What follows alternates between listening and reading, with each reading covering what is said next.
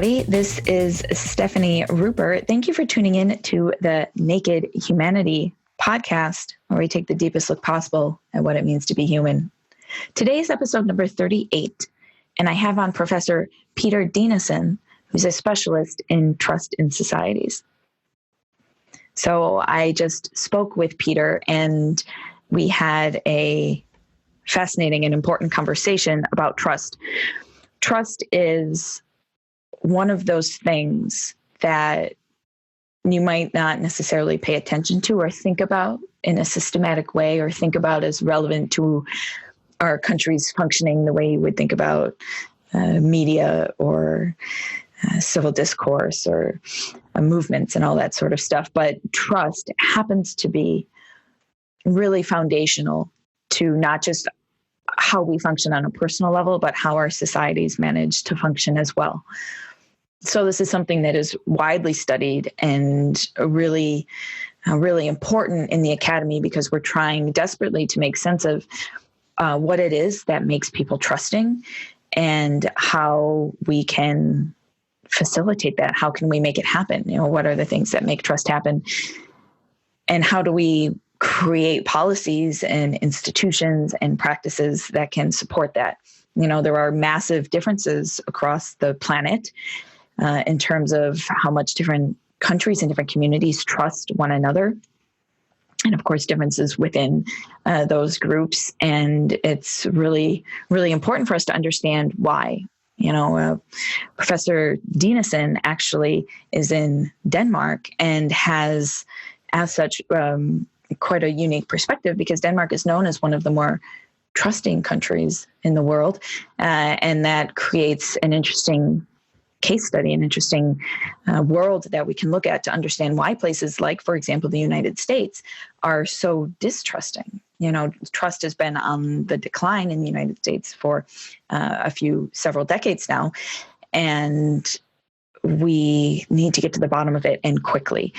If a community isn't particularly trusting, there is or will be corruption and rule breaking, and people may pay their taxes less and may treat each other poorly. There may be increases in hostility and violence. And of course, on a personal level, carrying around heavy loads of distrust can be really disruptive, perhaps even on an existential level.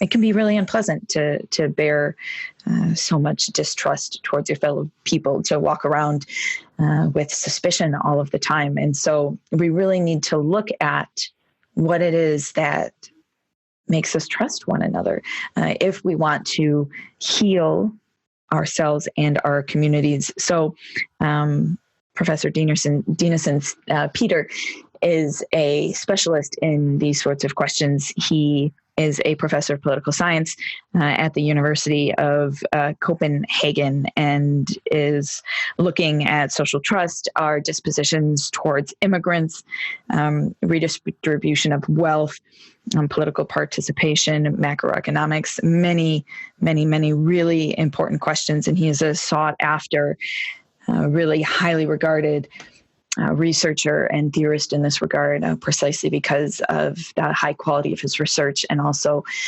the cutting edge insights that he brings to them, and ability to discuss them on forums such as this one with people who are interested, such as me. So it is a huge honor. We are all, I think, really quite honored to have him on. Thank you again so much for your interest in these topics. I am, as ever, so grateful to have you on.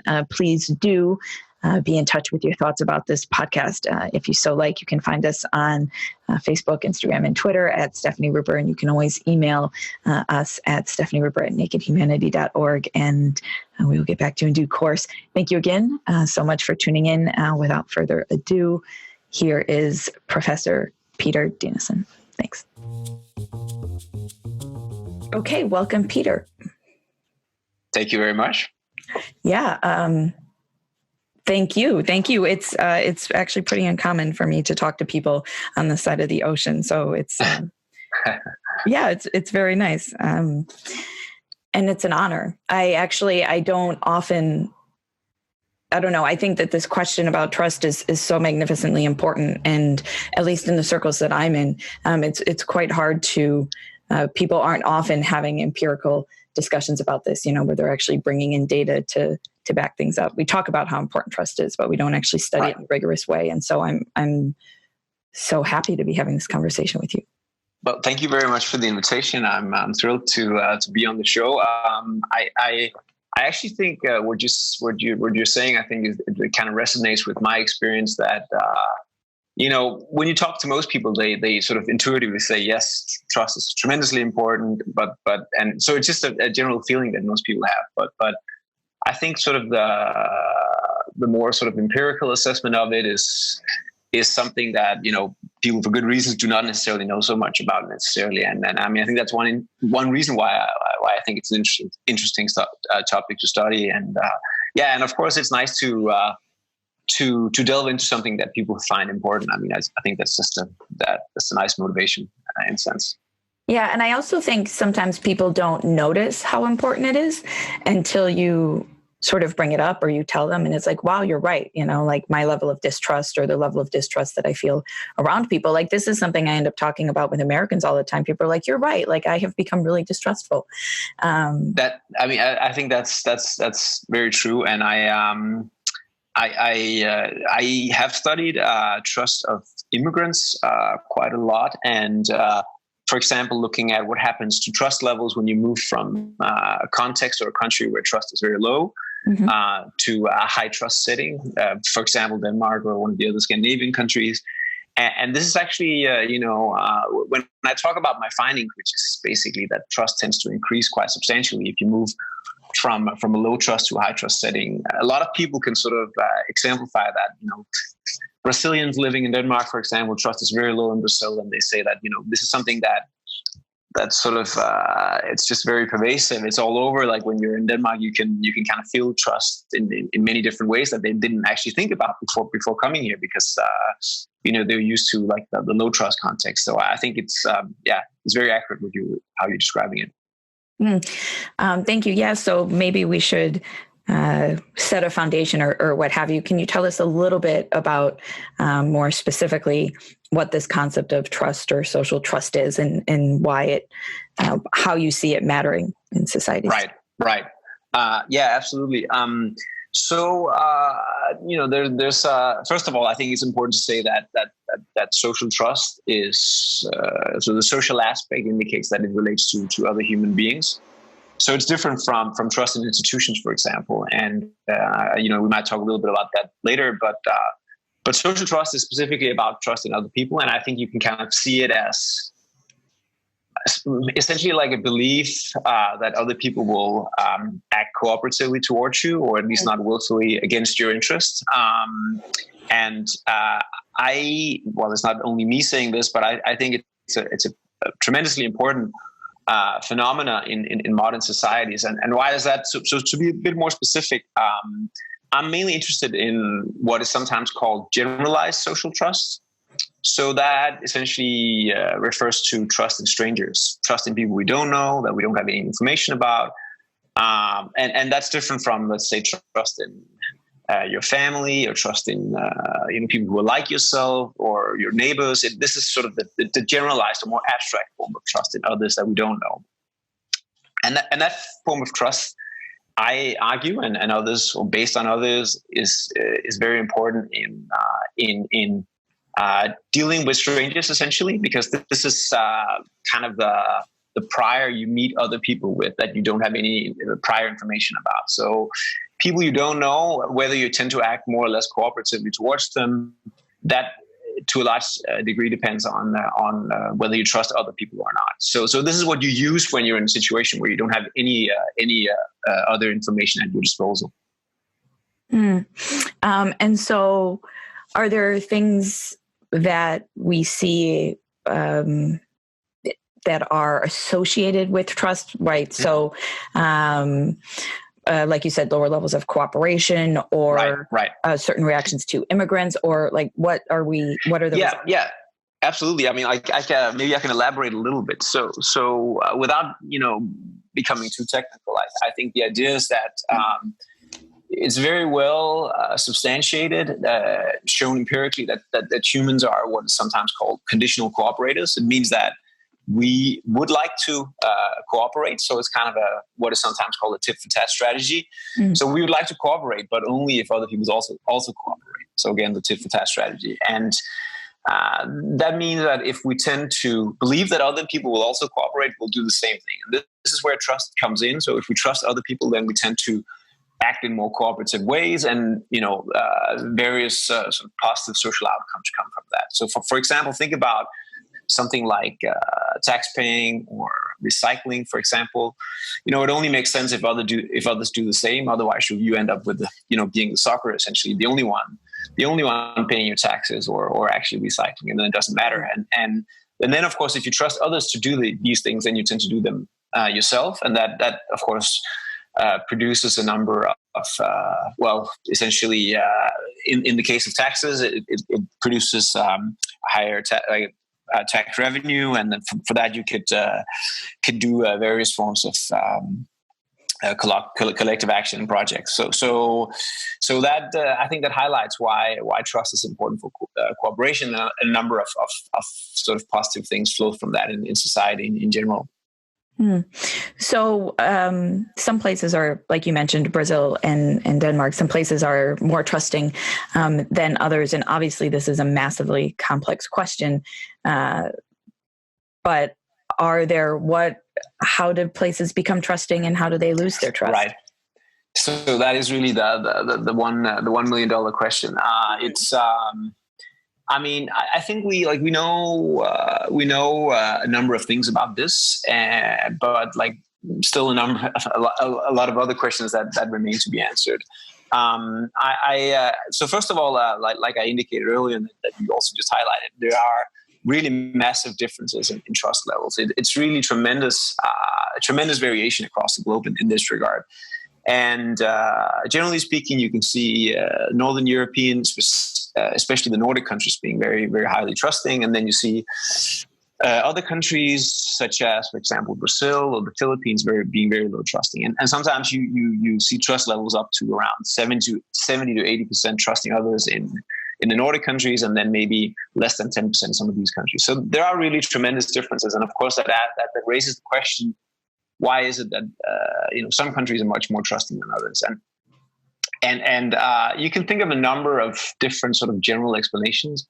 One of them is sort of more historical, cultural, saying that this is essentially a deeply ingrained feature of the culture of a given society. And then you can think about other sort of more contemporary explanations relating to, for example, how different institutions work, or how which policies are pursued in a given country. I have studied, for example, the case of Denmark, which I think is, many people, at least people working on trust, have this perception that it's a very trustful society, and it has always been a very trustful society. And that's actually that's only partly true in a sense, because we have data back to around 1979 to be precise. And there we can see that trust levels were still, comparatively speaking, quite high, but not nearly at the level of what we see today. So at that time, we saw trust levels around 50% trusting others, slightly less actually. And 35 years after, it was around 80% trusting others. So that's a tremendous increase in trust over this period. And at the same time, as you probably know, trust has gone down in the US. And that was actually a trend starting before this. But of course, that raises the question of what is it then that sort of that increased trust in Danish society, but not in others, or not in the US, for example. We do see somewhat similar trends in Norway and Sweden.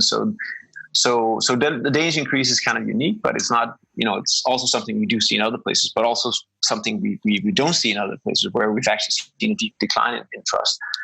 I would say that kind of indicates that this is not something that's necessarily, I've heard arguments saying that Danish trust goes back to the Vikings or something like that. And clearly, with such an increase over such a relatively short period of time, that indicates that trust can actually also be molded or or build up in the shorter run, not only sort of very long term. So in my own work, I've focused a lot on the influence of institutions. So can generic good institutions, can they actually tend to build up trust? Can they have positive consequences for our trust in other people? I think there's quite a lot of evidence suggesting that, and we also know something about in which ways that would work in that case. But I kind of see, institutions, specifically state institutions, as kind of laying the foundation for trusting other people. And they can do that in a number of ways, but I think most importantly, they do so by deterring others from acting in an untrustworthy way. Mm. And that kind of also highlights why legal systems and police are quite important in that regard, because they are the ones that monitor and also sanction people who are not acting in a trustworthy manner. So that's why our trust in a fair and impartial judicial system is extremely important, also in the police, for actually regulating the interactions we have with others and for actually securing that those interactions tend to be, generally speaking, done on a trustful basis. And that kind of, lays the foundation for us actually trusting others, in my opinion. Mm. And yeah, sorry, I'm getting ahead of myself, or maybe speaking too much. No, you're not. This is actually great. Before I want to delve into governments, but also right. I am personally very curious about the role of education, which also seems to be correlated with trust. Yeah. And this is, yeah. Sorry, go ahead. No, you go ahead. Okay, I can start and then you can interrupt at any time. So this is, I think, certainly one of the strongest correlates of trust. And actually, in the increase in trust we found in Denmark, education also played a role. You could see that older and poorer educated generations tend to be replaced with younger and better educated ones. Trust tended to go up. Of course, it then raises the questions: why don't we see the same pattern in other countries where you've had a similar trajectory? So there's still a lot of questions to be answered. But coming back to your question, education is clearly strongly correlated with trust. It's one of the most robust correlates that we have. However, there's a lot of so there's, first of all, it's disputed whether this is actually a causal effect of education to begin with. So the argument is essentially that, is it people with certain characteristics, maybe certain genetic compositions, or with certain sort of very deeply rooted personality predispositions who tend to select into the educational system and who also tend to be more trusting? So is this what economists would call a selection story? Is it essentially just that certain people end up in the education system and they do that on the same basis as they also trust other people? Mm. So there's some research indicating that this could be the case. And then there's also, of course, also the perspective saying that education does have a positive effect. And actually, I'm a little inconsistent here because my own research has sort of indicated both. And maybe that's kind of indicative of the state of research in that regard. But anyway, so let's sort of build from the premise that that education does have a positive effect on trust. In that case, that raises the question of why is that exactly? And I think you can think of a number of different reasons why this might be the case. So it could be that this works through other variables or other things that education tends to promote or decrease. So it could be that you earn more money and that makes you less vulnerable to distrust, and therefore it's less costly to trust, for example. It could also be that it induces, it gives you a lot of opportunities in life, and that induces optimism that you also sort of transpose to other people, and therefore become more trustful. So I think those are like a plausible explanations for a potential positive effect, although they are quite hard to uncover empirically. There's also research or ideas, at least, saying that this could also have to do with what you actually taught during your education, or so the content, you could say, of the education. So, for example, Is it so that it tends to, especially maybe in humanities or social sciences, tend to emphasize certain cosmopolitan values, kind of emphasizing tolerance and that kind of thing? Does it lay an emphasis on shared human experiences or human commonalities and that and sort of similar aspects that could potentially also help people or like make people think about other people in a more trustful way. So that's another, I think, relatively plausible explanations regarding the actual content of the education. And then finally, you could also think about this as more about who you actually meet while you're in the educational system. And there's also some new interesting research pointing to that, in the sense that you meet certain people there, and you can on a repeated basis actually interact with them. Also in a situation where it's costly to not sort of act in a trustworthy manner because people that you have repeated interactions with. So maybe it can also sort of through like some of those more social mechanisms also tend to lay a foundation for trust. So education and trust, first of all, is strongly associated. But why is that? Is that because certain people select into educations, or is it for other reasons? So that's actually having to do with the education you pursue or the people you meet there. Mm-hmm. That's much harder to disentangle. Right. Yeah, that's fascinating. And I think the causation arrows run in probably a lot of different directions. Yes, that's true. That too. Yeah. Yeah. Fascinating. So, and of course, education can be seen sort of in a policy lens, and we're looking at a lot of different institutional, right, policy kinds of options. And so, as we were discussing, you were discussing earlier a few elements about, there's actually a concept called institutional trust, right?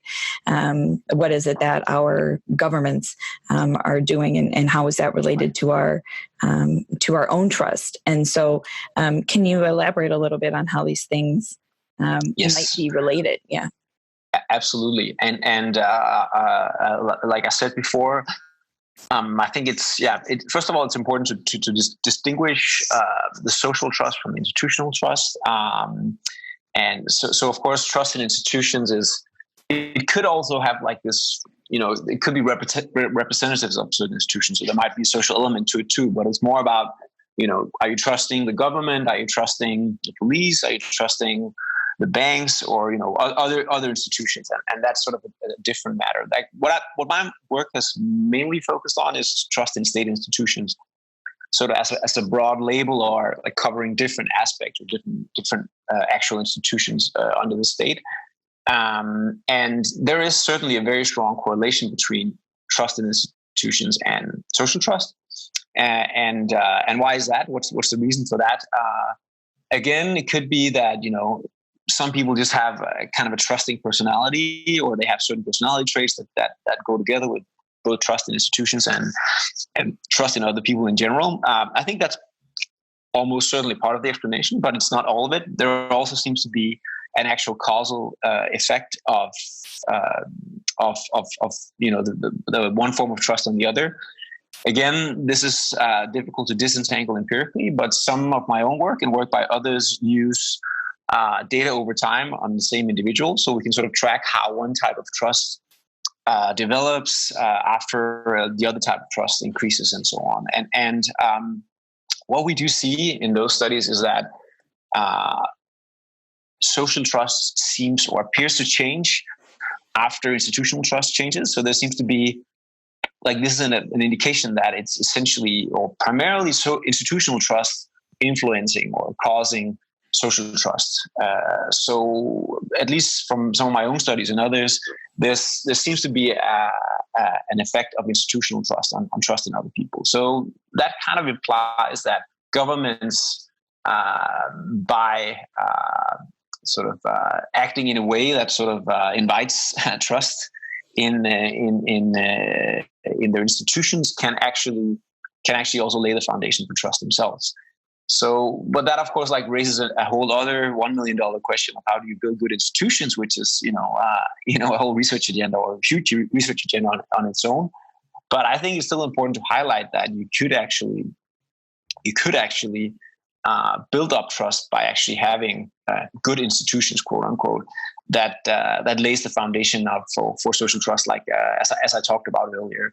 And I think especially the sort of the incorrupt institutions are extremely important. Again, institutions sort of deter untrustworthy behavior. But of course, if those institutions are not themselves trustworthy to begin with, if you know that other people can bribe the system for better treatment or whatever it might be at your expense, then those institutions are not particularly trustworthy, and neither are the other people, because they can essentially use the institutions sort of for their own purposes, and that's why it's extremely important to have incorrupt, impartial institutions in building up trust, social trust. Yeah, it feels very circular to me, and therefore a very hard problem to solve, right? Because you become, if your institutions are at all distrustful, then you become distrusting, and then your society becomes more then you have more reason not to trust people if people are acting distrustfully.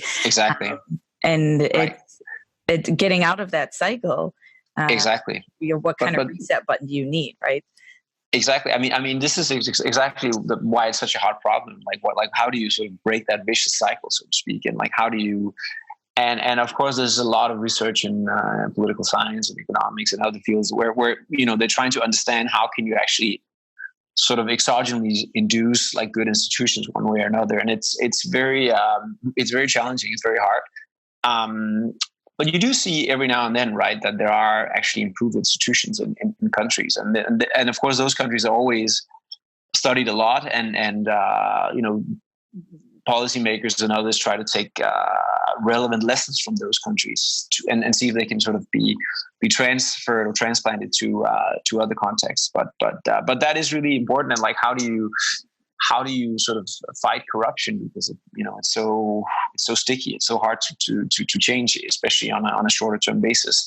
But nevertheless, I would say that is really where you have to start, and that's I think at least that's another good reason to sort of fight corruption, right? Definitely not the only one, but another good one. And I think once you manage to build trust, then of course the positive consequences will start flowing from trust in other people, right? And I think that will lead to a number of desirable benefits. Mm-hmm. Yeah, definitely. So we know that Denmark has unusually high levels of trust, and that's important as a case study to look at.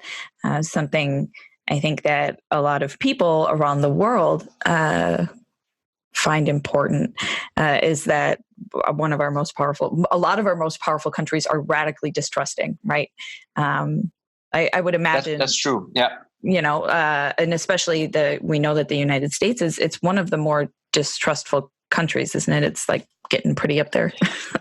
It is. I mean, so this is actually very interesting, because it seems to we don't have data long, back in time for Denmark long enough to sort of make an actual full-fledged comparison. But it's pretty interesting that around 1980 or so, it seems like the US and Denmark were almost on a par in terms of trust, at least to some measurements. And then trust has just kept going down in the United States and then kept increasing in Denmark, right? So there's essentially crossing curves, or at least you could extrapolate that there has been crossing curves.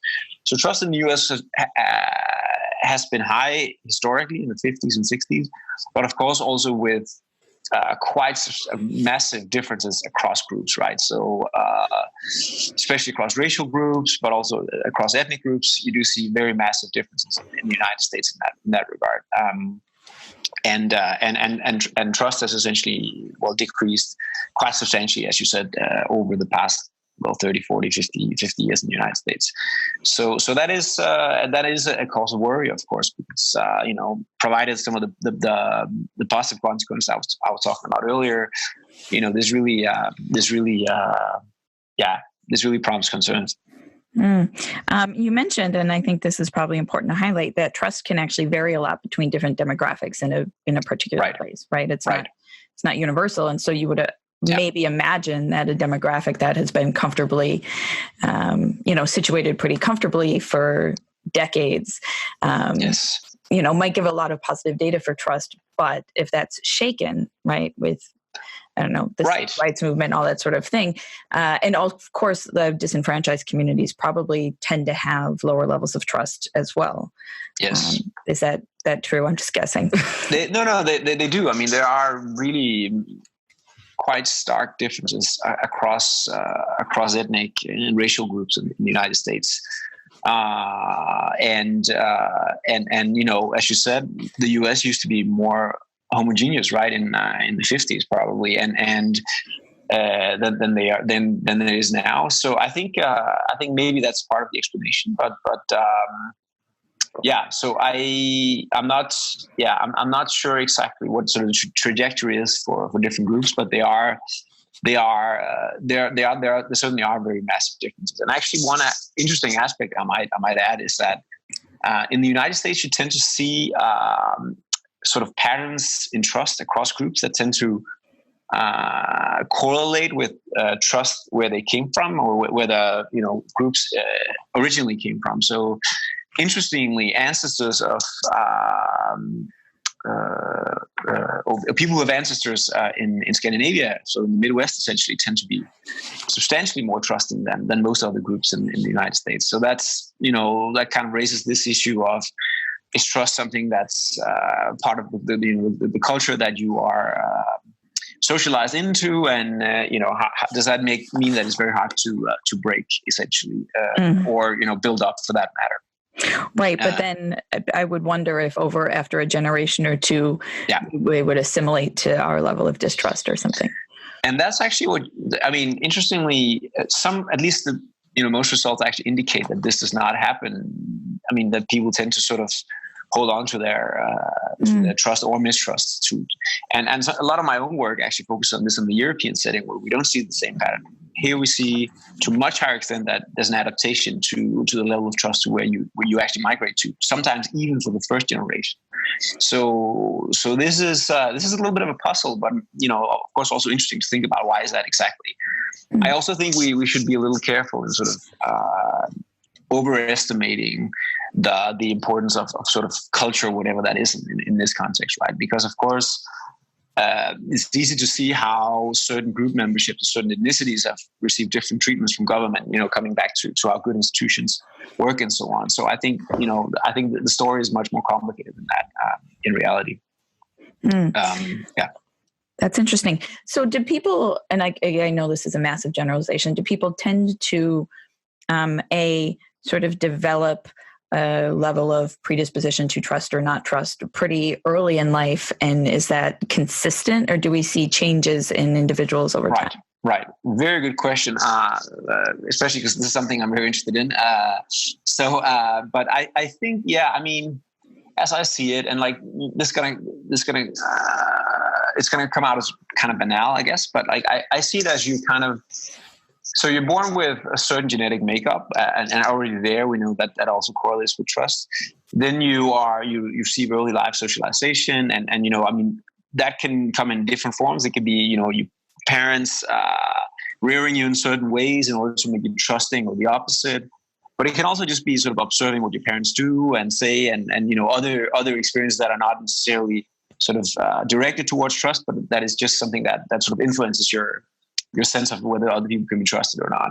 And then I think sort of from that outset, you essentially have experiences later in life that tend to sort of adjust, not like radically, I think, alter, but adjust your level of trust up and down. And this is a big debate within this field of research, is that, is trust essentially set in stone from the outset, from your, 15 or something like that? Or is it something that you tend to update over your life course? And I strongly believe in the latter perspective. Mm-hmm. That's not to say, again, that trust is something that changes dramatically from one day to another. But I do tend to think that the experiences we have mold our trust, and like maybe not, again, like one specific experience, but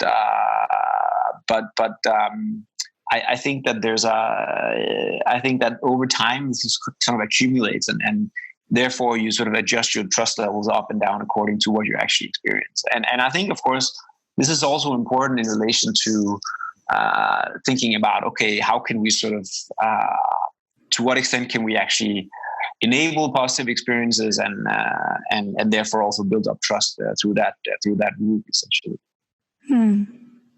Yeah, absolutely. So it's funny. I find that I ask my guests, I probably ask almost all of my guests, like, what is the impact of the internet?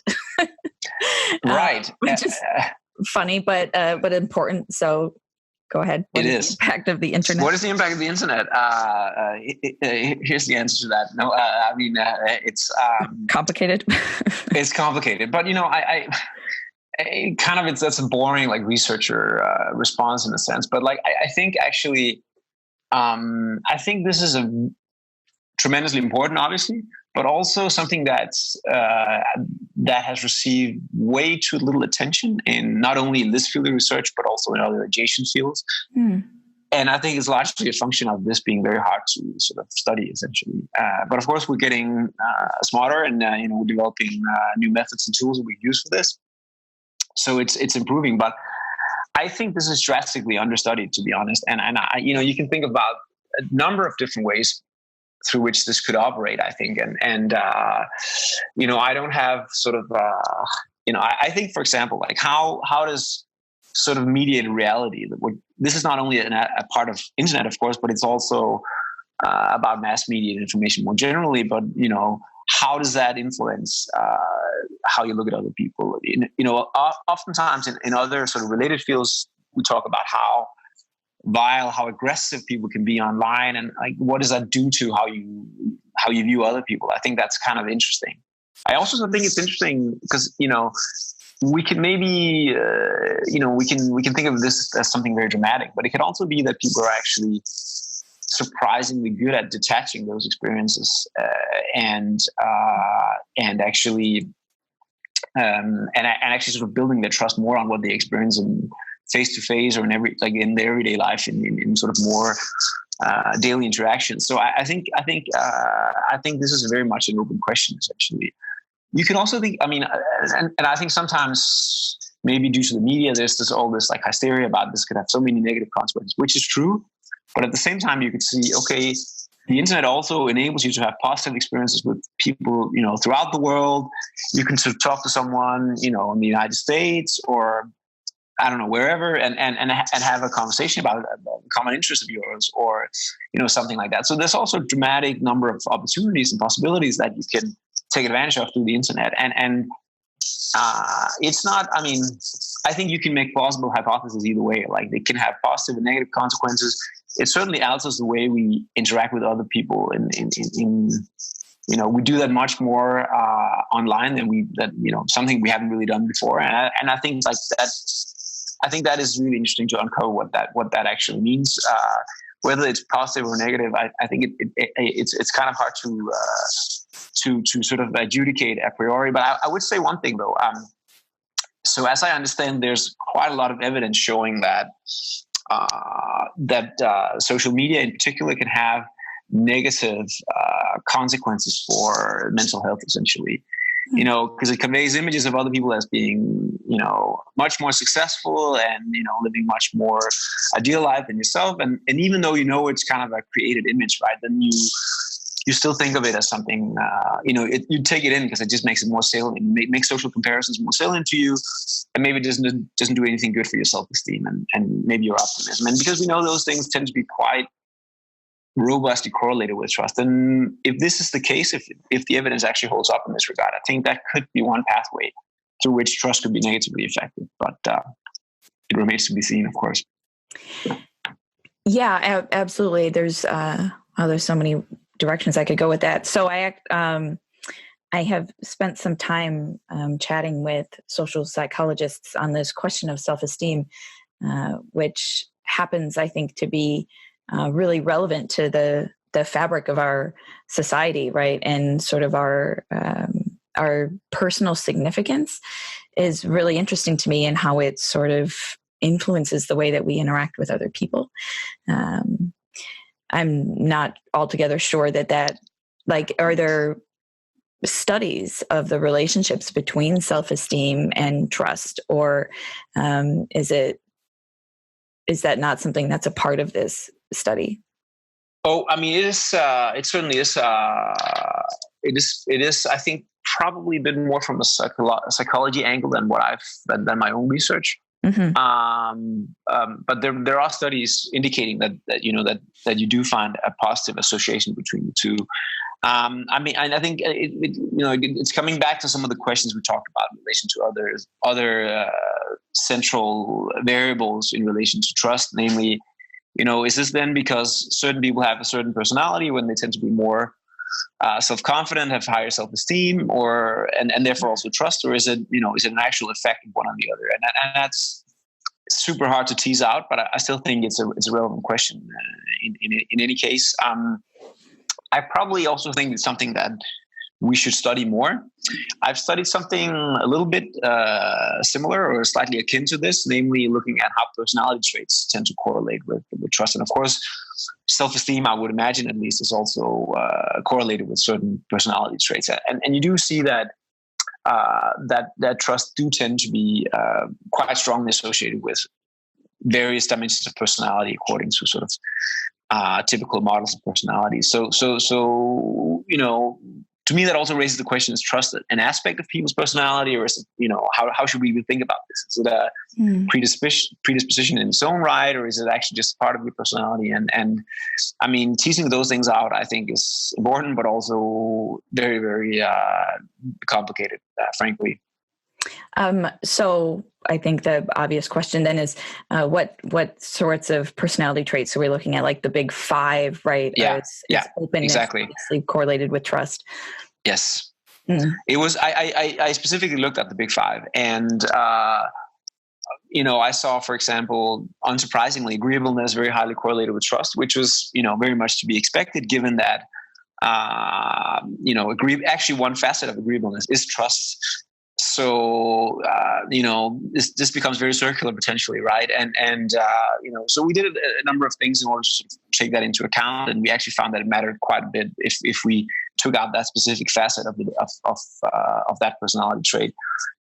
I think it's more or less as expected. Neuroticism tends to be negatively correlated. Openness positively correlated with trust. So yeah, I think overall it was a little bit as I would have expected, more or less. But it also raises another, I think, quite pertinent question in relation to a lot of these things, namely that everything is based on survey data, right? Like, and we also just know that there's this more or less universal aspect, which is called common method bias. The fact that you measure two constructs through the same instrument, then they just more or less by virtue of that tend to be positively correlated. It's a much more technical discussion, but I'm just saying this is one reason why it's hard to disentangle these things in a convincing way. Yes, and I am very tempted to do that, but I think there's one big topic yet that we haven't touched on, which is ethnic diversity and immigration, which I think is important. It is, yeah. So, can you, let's see, immigration is, ethnic diversity has been demonstrated to matter for trust, right? And so obviously yes, is important for that. So can you tell us a little bit about what you know about how immigration impacts trust? Yes, I can. So that could be through, you could imagine different channels in that regard. And like I spoke about earlier, one is, of course, like what happens to those people who migrate to a different country. Do they tend to acculturate? Do they sort of take over the level of trust of the native population of where they move to, or is it something that they bring with them and sort of stick to that, and then maybe also pass it on to their kids in the next generation? So that's a little bit more of a compositional argument. And then, of course, I think the big discussion is about primarily what happens to natives' trust when they tend to encounter immigrants or people of different ethnicity in different contexts of their lives. And this has been studied and discussed widely over the past 15, even for a longer time. And especially this result from the United States by Robert Putnam coming out showing that people tend to lose trust if they live among more people of different ethnic background. Both their trust in other people in general, but also their trust in groups that are different from themselves, also even trust in their own group. So this is that was a very striking and provocative study from the US. And since then, this has been essentially, replicated, but also expanded on in a number of different contexts. So now there's literally hundreds of studies studying this specific question, primarily focusing on the residential context. Of course, this is a context that most people have,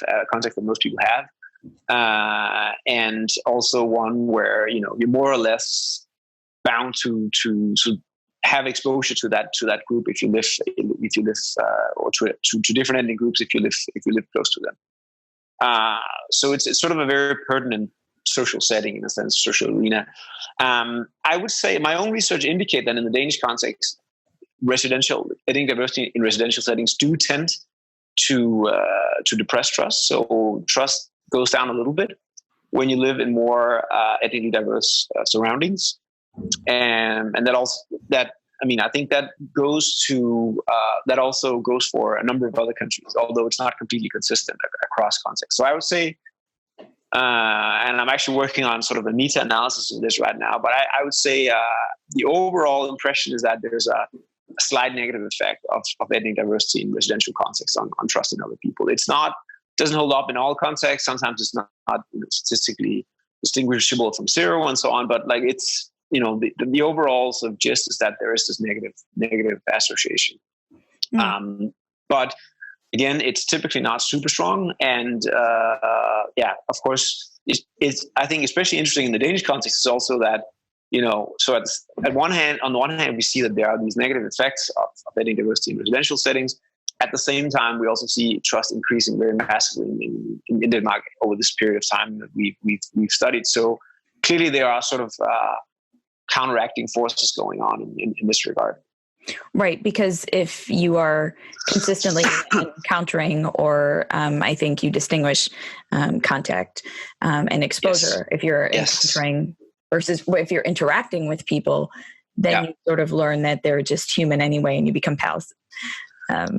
Right, and this is this is of course a huge idea within social psychology, as you know, the so-called contact theory, essentially saying that people's prejudice and stereotypes tend to be reduced with actual interactions with them under certain circumstances.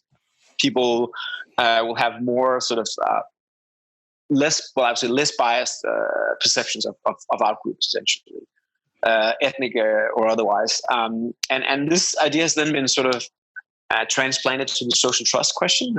And I am not always fully convinced or entirely sure of how that sort of applies in the trust setting. And because I think trusting other people in general is something different than having negative stereotypes or prejudice towards certain specific outgroups. But nevertheless, I mean, you could argue that, of course, having contact with others, to a higher extent, you see them as part of your own group, and then therefore you sort of develop. Or there's also research indicating that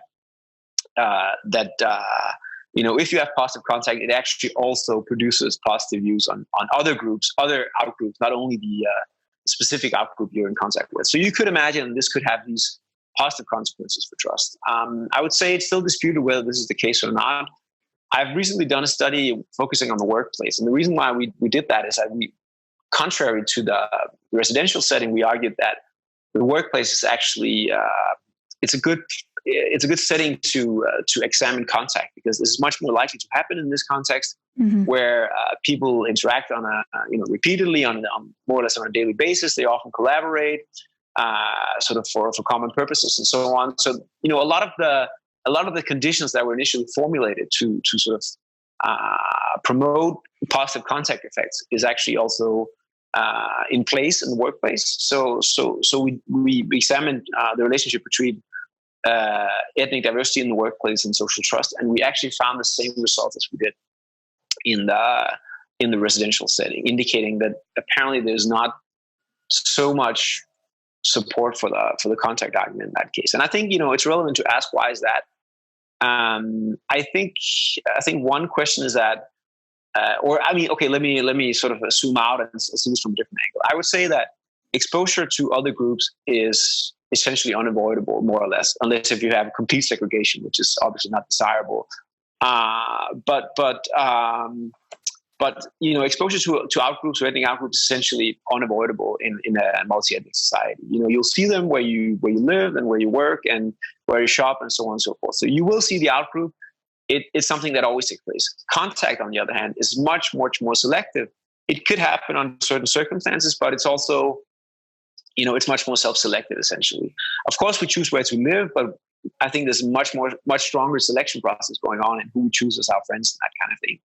So, and even when this is the case, when we do have positive contacts with members of different groups, then we also know there's often a tendency for people not to sort of generalize those experiences and more think about that specific person as, as a specific member, as an individual, instead of a member of that group. So it's very hard to sort of generalize these contact effects, even though they are there. Research has shown. Actually generalizing that to your view on other people in general can be quite challenging. Yeah, and I imagine that it would be hard to study such a thing, but I wonder often that too. If we, bringing the internet back into relevance, there's a sense in which the internet makes the world feel a lot smaller, right? And you can encounter, or there could hypothetically be more instances in which you encounter people but don't interact with them. I think I completely agree. I think this is tremendously interesting, and you can also go further. You can imagine, like, do you sort of substitute social life outside, with actual people, or face-to-face interactions with people, for being online with people, and does that sort of make you less capable of understand, like, interaction in social situations and stuff like that, right? And I think and if this is the case, then you're going to end up with fewer, less positive experiences because you're not sort of sensitized to that. You don't know how to act in these situations, and therefore you tend to have less positive encounters with others. I think that's extremely interesting idea, and the whole thing, how do the two, like, kind of like real world and internet social interactions, how do they complement each other? How do they work together? And is there a tendency for one to sort of overshadow the other? And I think that is super pertinent. I hope someone will take it up, if not myself, at some point. Okay, I'll email you in a couple of years to see. Oh, okay. Please do. Right. Well, I would like to let you go. I'm wondering if there's anything left that we haven't discussed that you think is important. Do you have any final thoughts that you would like to share? Right. No, actually, I just want to, I think, congratulate you on, I think a very nice show. I mean, I was like listening up on it a little bit, and I think it's a very nice, and it was fun to be part of, and I'm happy to talk about my research. So thanks a lot for inviting me. I appreciate it. Yeah. Thank you so much. This has been really edifying, and I'm able to have really, I feel so grateful to be able to have these very interdisciplinary conversations. And so I love sort of.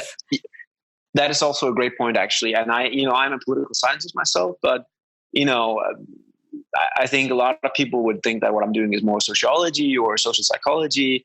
And I don't think we should get stuck on labels. I think we should focus much more on the specific content of the subject that we study. And I think good thing that interdisciplinary collaboration is becoming, the thing that people do, because I think it's obviously necessary if we want to solve problems or answer questions that are obviously cross-cutting across fields. Yeah. Yeah, I think it's very important. So thank you. I actually didn't know you were a political scientist. Oh, okay. So. Okay. Sorry, I should have warned you. But yes. So that technically makes you the first political scientist on the show. Okay. But that also demonstrates again, like the labels are not particularly relevant, right? You have a good message. They're super artificial content. Yeah. Yeah, absolutely. Okay. Well, thank you again, Peter. Thanks so much. I and all of us are so honored to have you. Yeah. Thank you very much. I'm honored to be here. Okay. Take care then. Have a lovely day. Take care.